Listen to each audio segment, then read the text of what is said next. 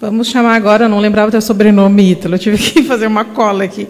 Vamos chamar agora o consultor Ítalo Juan Ferraz Antunes, nosso consultor também do SEBRAE, que atende os grupos, aí, os projetos com consultorias técnicas. Ele vai falar sobre a importância da nutrição das colmeias, como e quando fazer. É importante, um tema muito importante, né, a alimentação das abelhas. Então, deixamos contigo agora, Ítalo.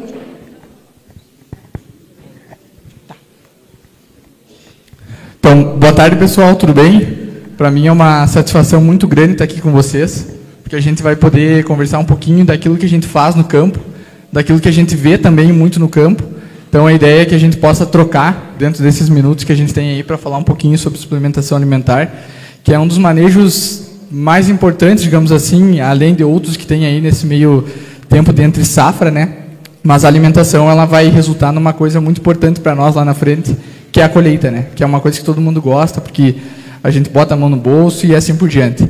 E a ideia é, depois, quem quiser contribuir com alguma experiência, que se sinta à vontade para que faça isso. Porque eu não quero trazer aqui para vocês uma verdade absoluta. Isso aqui é com base naquilo que a gente vê no campo, a gente adapta isso para cada realidade, para cada produtor. Então, não é porque a gente fez aqui que pode dar certo lá com o João. Tá? Isso eu quero deixar claro para vocês. Vai ter sim receita aqui, mas não pode ser que uma receita aqui não sirva para vocês, e a gente tem que pensar isso caso a caso. Tá bem? Como a dona Valéria comentou, eu trabalho na parte de consultoria e instrutoria, tanto na região noroeste quanto na região fronteira oeste, e a ideia é trazer alguns resultados para vocês aqui, para que vocês possam ter presença do porquê da importância. Então, além de trabalhar da receita, fazer uma sensibilização do porquê suplementar. No ano passado, pessoal, quando a gente terminou um trabalho com 30 produtores, conforme o professor Aroni apresentou para vocês ali, a gente trabalha numa região lá noroeste, em função da área, médio apicultores. Então, a média do grupo era mais ou menos 50 colônias por apicultor. Na entrada da última safra, ali, pegar então 24, 25, o que nós tínhamos era 1.500 colônias. Falando em números absolutos, então, a gente entrou a safra então, com 60% delas vivas, 900, 4% a gente perdeu por deriva, por intoxicação, então, isso comprovado, e aí 36%, 540 nós perdemos por manejo de entre-safra. O que é um manejo de entre-safra? Está vinculado, então, à questão de redução de alvado, está vinculado à questão da suplementação alimentar. Então, tudo isso está aqui presente. Então, imagina, a gente está ali com quase 50% de perdas em função de deriva, mas boa parte ocorreu em função de manejos. Então, boa parte é responsabilidade nossa, dentro do nosso apiário, né? E aqui, dentro da fronteira oeste, eu brinco muito, né, que dentro da assistência, de vez em quando, a gente tem que trabalhar um pouquinho com a insistência técnica, né? Porque a gente pode falar alguma coisa, mas daqui a pouco a gente não consegue comprovar, né? Muita coisa que a gente vai passar é empírico, de que viveu num local, e aí traz essa realidade, traz essa experiência para outro local, e a gente acaba não tendo isso dentro de uma região específica. Ainda mais quando a gente começa um trabalho, né? E aí, então, aqui... Não vou dizer uma felicidade, mas um exemplo que a gente teve aqui foi que, num caso específico na fronteira oeste, tem um produtor que tem diversos apiários. E, nesse caso aqui, a gente conseguiu comparar 2 apiários que ele tinha de 20. Porque o que a gente faz? Quando a gente começa a traçar lá o planejamento do apiário, uma coisa que a gente leva em consideração é como que ele vai trabalhar na colheita. Então, aqui ele montava apiários de 20 colônias, mais ou menos, em função daquilo que ele conseguiria fazer de colheita lá na frente. Para ter como exemplo, para ter como referência, ele brigava muito, dizia que não precisava alimentar, porque os últimos anos foram de inverno mais seco, e assim por diante. E aí o que aconteceu? O resultado que nós tivemos no último ano, no apiário 1, aqui para vocês entenderem, foi um apiário que ele não suplementou, porque ele me justificou que não precisaria suplementar. E aí no apiário 2 a gente fez um manejo conforme eu vendi a ideia para ele. E aí nós tivemos isso aqui de resultado. No apiário 1 nós tivemos 13 baixas, e no apiário 2 a gente teve a felicidade de não ter nenhuma baixa. Nós fizemos exatamente o mesmo manejo. Nós reduzimos onde precisou reduzir alvado, nós colocamos divisória interna onde precisou colocar divisória interna. A única questão é que ele não entrou com suplementação alimentar no apiário 1. E aí o que nós tivemos? 65% de perdas em enxames em razão da falta da suplementação alimentar. Nesses dois casos, pessoal, duas regiões diferentes, a gente entende que a suplementação alimentar é um manejo muito importante para a gente fazer dentro dos nossos apiários com as nossas colônias. Aqui um outro exemplo, isso aqui ainda não é um dado real, porque a gente está ainda no meio da entre-safra. Isso aqui é uma região lá do Noroeste, Campina das Missões. Nós iniciamos esse trabalho agora, e esse é um raio menor. Lá a gente acabou trabalhando com raios menores para planejar apiário, por quê? Porque as áreas são menores. Os lindeiros são mais próximos uns dos outros, de vez em quando a gente não tem apiário conhecidos, né? Muitos apiários, digamos assim, são desconhecidos dentro do radar, porque a gente não sabe se tem 10, tem 15, tem 20, enfim. E por percepção, no início do trabalho agora, a gente já sabe que um apiário só tem a tendência de manter todas elas vivas, porque a gente já teve perda nos outros dois. Então, praticamente aqui, é o mesmo pasto apícola, é o mesmo ambiente delas, a única questão que mudou também foi o manejo. Mas isso aqui é algo que a gente tem como condicionado ainda, né? A gente só vai conseguir balizar isso lá na frente quando começar a safra, e a gente sempre avalia o manejo que foi feito lá na colheita, porque daí a gente consegue trabalhar junto com o apicultor para ver o que ele fez de manejo, o que ele teve de resultado e o que a gente pode mudar para a próxima safra.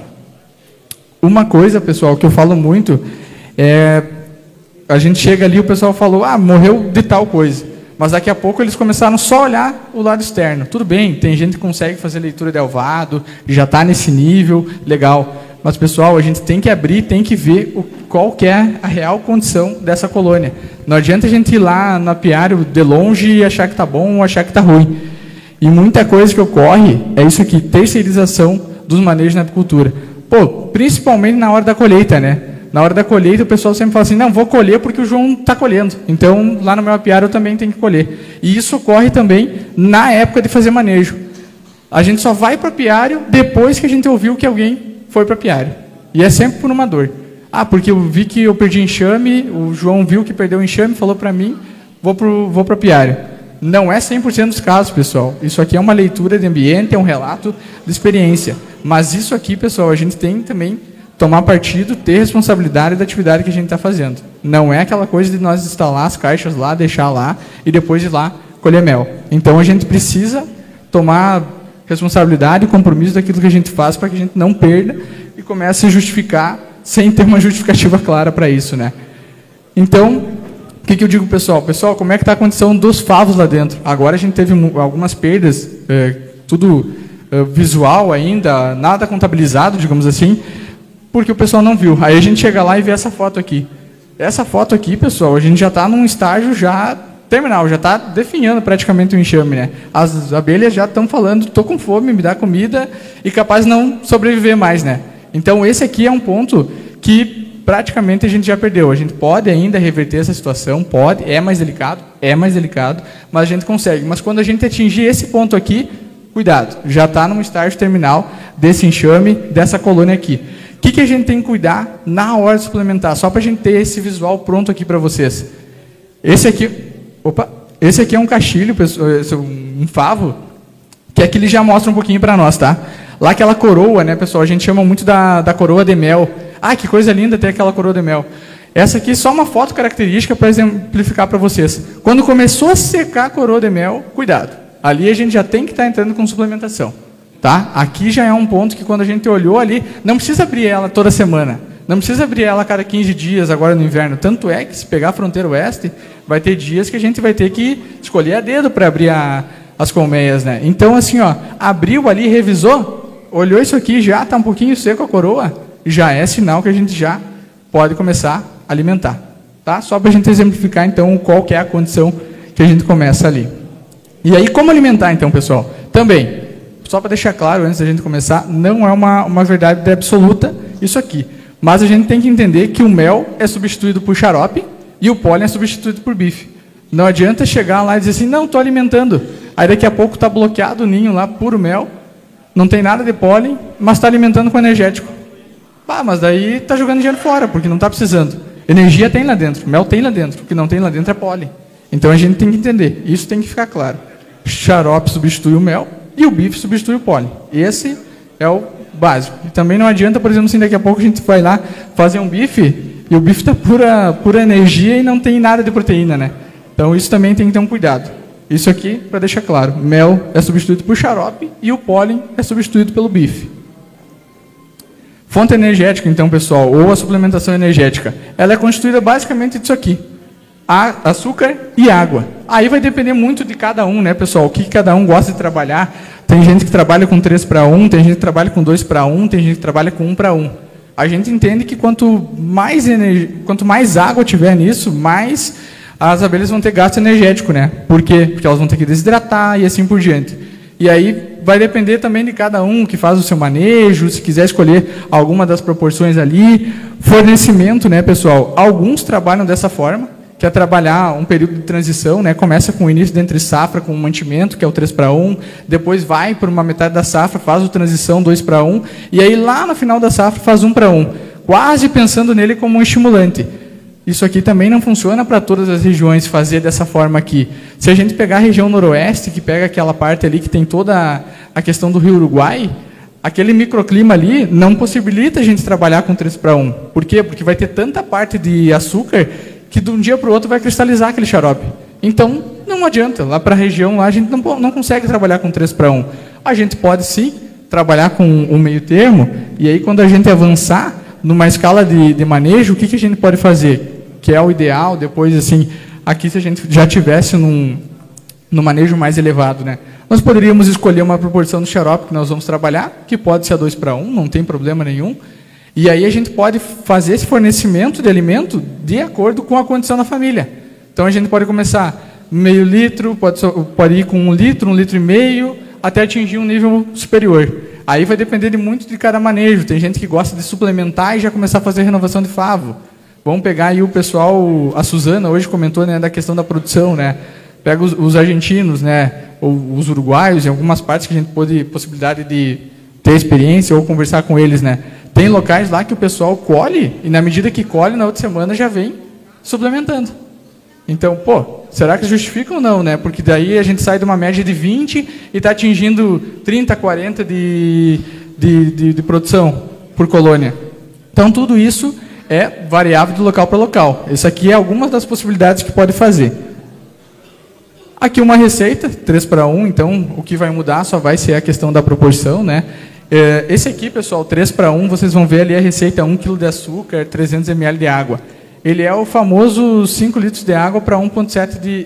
5 kg de açúcar para 1,7 de água. A única questão que a gente fez aqui foi fragmentar para 1 litro, porque quando a gente fazer essa receita aqui, só multiplica e tu sabe quantos de xarope tu vai precisar fazer.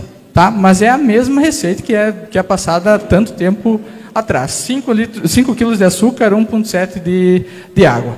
Tá bem? Forma de alimentação, pessoal. Também não existe a melhor forma. O que existe é aquilo que funciona para ti. Se o melhor para ti é ir final de semana lá, que eu estou corrido, para mim é uma renda extra, para mim é uma atividade secundária, alimento externo. Se eu quiser alimentar interno ali, seja do lírio, seja coxo bipartido, também. A importância aqui é alimentar. Não importa como, mas alimentar. Proteica, então, pessoal, fonte de proteína, mais açúcar e mais água. É isso que a gente vai precisar. Não precisamos usar muitas coisas aqui para fazer também essa receita aqui. Por que isso, pessoal? Nós tínhamos algumas receitas que o pessoal utilizava há um tempo atrás, que daqui a pouco a gente se apertava para achar a matéria-prima. Então, a ideia aqui sempre é chegar no mais simples possível, para que a gente não tenha tantos empecilhos para que a gente possa suplementar. O que a gente já trabalhou, pessoal? De fonte de proteína, tá? Já trabalhamos com levedura de cerveja inativada. Ali no ano, mais ou menos, de 2020, se eu não me engano, a gente teve uma quebra muito grande na questão da cadeia de suprimentos de levedura de cerveja, e aí nós partimos para a levedura de cana. Em alguns casos, o pessoal usa extrato de soja.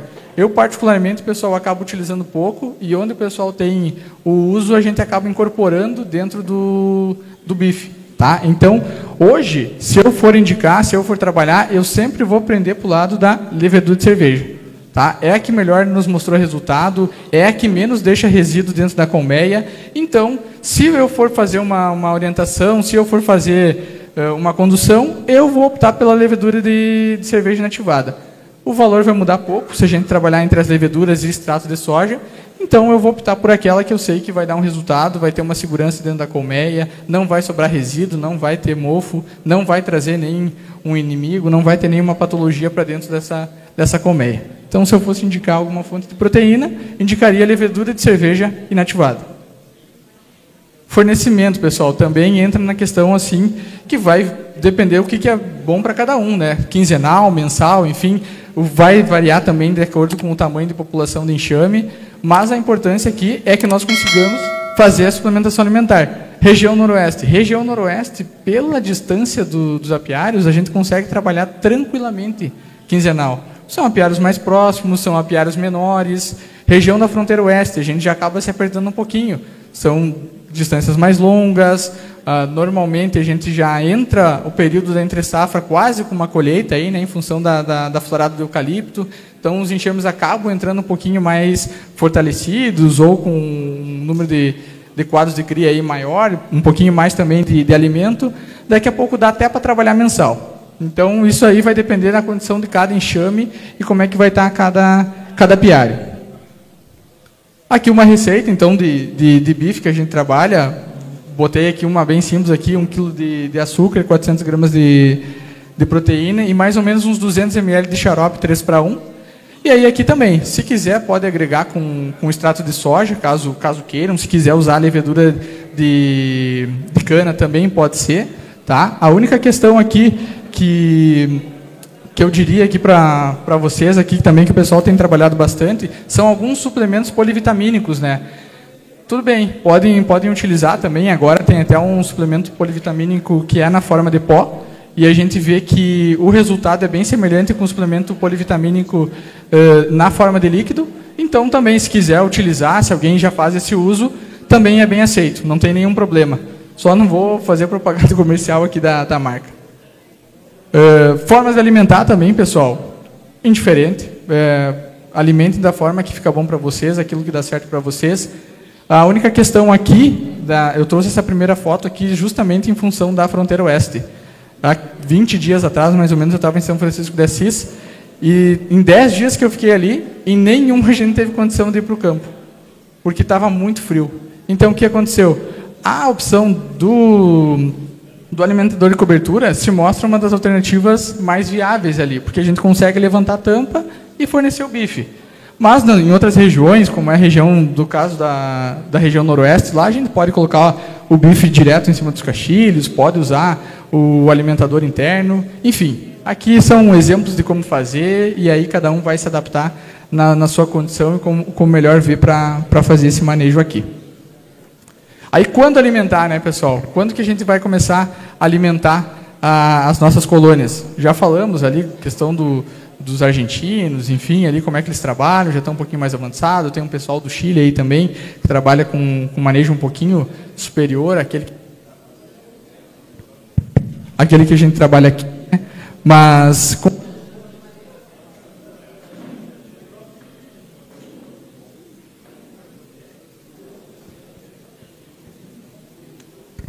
Aí, agora sim, desculpa. E como agrônomo, a gente adora essa palavra aqui, pessoal. Eu sou agrônomo formado, né? A gente adora a palavra depende. Então, tudo vai depender da condição, vai depender da região que está, a questão do clima que está. Mas, para que a gente comece a trabalhar quando alimentar, fazendo um breve resumo, pessoal, do que foi os últimos anos aí, né? Pegar ali a safra 21-22, nós tivemos um inverno com características, né? Não foi tão típico assim que nem está sendo esse agora, mas nós tivemos uma primavera com muita chuva. E aí, por exemplo, assim, para nós ali na região do noroeste, afetou muito, porque a nossa florada principal é a do Japão. Então, a chuva na primavera para nós é um alerta, é um cuidado. Aqui para a fronteira oeste, na primavera, a chuva assusta um pouquinho, mas a nossa safra venceu um pouquinho mais tarde. Então, a gente consegue se defender bem, né? 22, 23 ali foram entre safras bem parecidas umas com as outras, né? E aqui a gente teve uma baita quebra, né, dessas questões de conceitos, né? Porque o inverno nosso foi mais seco. E aí o inverno era mais seco, estava quente, daqui a pouco no meio de julho a gente estava andando de manga curta, todo mundo justificava que não precisava alimentar porque estava quente. Mas aí na contrapartida não tinha florada. E assim é vice-versa, daqui a pouco tem florada e não tem temperatura adequada para elas, né? Aí 24 e 25 a gente teve a chuva, né? Nós tivemos a enchente, o pessoal já relatou aqui de prontidão o que foi, né? Nós tivemos um inverno seco também, temperaturas mais elevadas, e tudo estava se desenhando para que nós tivéssemos uma safra, se não aquém, nós teríamos uma safra boa. Porém, nós tivemos a influência da fumaça. A fumaça, para quem fez colheita ali no ano passado, de outubro a dezembro, prejudicou muito. Nós tivemos um mel com uma coloração um pouquinho mais escura. Quando a gente consumia, nós tínhamos um mel um pouquinho mais amargo, então ele não ficou um mel muito atrativo. Então esse é o que nós tivemos aí até a safra 24 e 25. E 25 e 26, pelo que a gente está vendo, está um inverno bem típico. Vamos torcer para que dê uma estabilizada na questão das plantas, né, e as floradas ocorram normalmente. Por exemplo, assim, nós fazendo a leitura lá do Noroeste, a gente entende que a gente vai ter uma boa safra da uva do Japão. Até hoje, né? Até 13 de agosto a gente está tendo essa leitura. Pode ser que alguma coisa influencie ele na frente. Mesmas condições a gente consegue ver na fronteira oeste. Tá? Mesmas condições agora. Claro que agora a gente só vai conseguir avaliar a safra 25 e 26 depois da colheita, né? E aí falando exatamente disso aqui, pessoal, pegando essas duas culturas que são um plus a mais aqui para nós no estado do Rio Grande do Sul, né? Que na entre safra a gente tem muito a canola e o nabo. Mas não adianta só a gente ter a canola e só ter o nabo. A gente precisa pensar naqueles princípios básicos, né? No tripézinho, manejo, clima, genética. Porque o que acontece? Não adianta a gente ter, por exemplo, assim, ó, 22, 23 ali, com o inverno seco, e aí daqui a pouco não ter florada. Ou não adianta a gente ter, por exemplo, assim, ó, canola e nabo na boca das caixas e não ter temperatura adequada para elas ir coletar. Eu sempre brinco com os produtores que a gente tem que avaliar se o buffet livre está bom ou se a gente tem que fazer prato servido para elas. Então, isso eu sempre digo para o pessoal. Não adianta dizer, ah, não, aqui do lado do meu apiário tem canola, aqui do lado do meu apiário tem nabo. Há 20, 30 dias, junho e julho ali, nós tivemos 15 dias com pura geada. Tinha lavoura ali que estava em plena floração. Perdemos a floração dessa lavoura. Então, não adianta justificar da não suplementação alimentar porque tem florada se não tem temperatura. Não adianta justificar a não alimentação pela temperatura se não tem florada. Então, o que eu digo sempre para o pessoal? Nenhum ano é igual ao outro, e para alimentar, a gente tem que fazer esse movimento aqui. Tem que levantar a tampa da colmeia para ver como é que ela está. Pode fazer uma leitura, pode fazer alguma outra coisa assim, mas o que eu diria, pessoal? Levantem a tampa das colmeias, olhem os castilhos, para que vocês consigam, sim, fazer uma leitura correta da colônia que vocês têm ali, da colônia que vocês estão manejando, para entender qual que é a demanda dessa colônia, e aí sim a gente tem um sucesso na suplementação alimentar, tem um sucesso na nossa colheita. E para isso eu trago 3 pontinhos para que a gente tenha sucesso, pessoal, que é para vocês assim, ó, não terceirizem a gestão do apiário de vocês, não deixem para fazer manejo, não deixem para colher depois que o vizinho fez. Conheçam o pasto apícola de vocês. Hoje uma pequena ali fez a pergunta, né, quantos dias vive uma abelha? Conheçam quando é a florada principal de vocês, quando vocês colhem. De vez em quando a gente vai iniciar um trabalho e o pessoal não sabe quando colhe. Não sabe se colhe em outubro, não sabe se colhe em novembro, não sabe se colhe em dezembro. Quando é que é o final da entre-safra dele? Quando é que a gente começa a fazer manejo pré-safra? 25, 30 dias antes. E aí a gente começa a fazer todo um trabalho para que a gente chegue lá no final e tenha um sucesso na colheita. E a outra questão é que eu digo para vocês, façam um planejamento do apiário. Se nós planejando já dá errado, se não planejar, não tem como dar certo. Pessoal, espero ter contribuído com vocês. E isso é uma frase que eu sempre deixo para o pessoal quando a gente termina uma safra. A gente faz todos os levantamentos, avalia tudo que tem que refazer ou tem que ser feito novamente. E eu digo assim, ó, o que depende de nós tem que ser bem feito. Tá bem? Obrigado, pessoal. Fico à disposição de vocês. Se precisarem de alguma dúvida, estou à disposição.